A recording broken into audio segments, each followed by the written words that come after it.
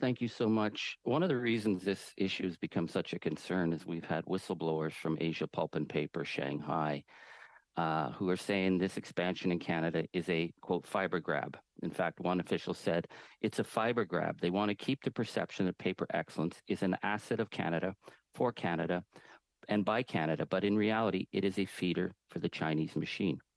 And I ask that because in the Resolute review, uh, Paper Excellence was obliged to divest itself of the Thunder Bay mill operation, but the wood rights, the forestry rights, were retained by Resolute, which is retained by Paper Excellence and possibly Asia Pulp and Paper. You can't run a mill without trees.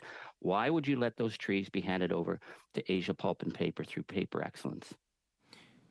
I believe the member is referring to two different aspects of review of transactions related to this industry. The first is specific to the National Security Review. The other is the review of the Competition Bureau with respect to transactions as to whether or not this creates a significant lessening of competition.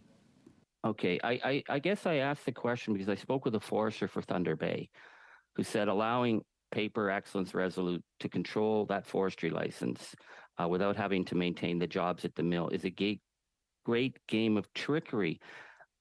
You said the company has allowed you to make some explanations of what they're up to.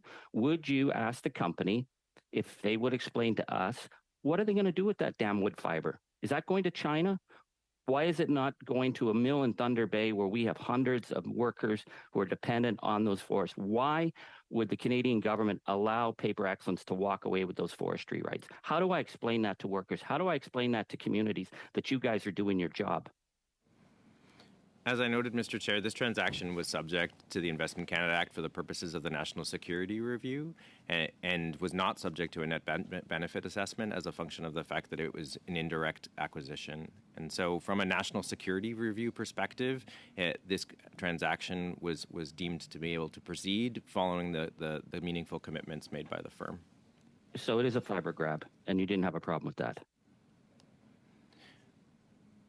Mr. Chair, I'm not in a position to respond to that question.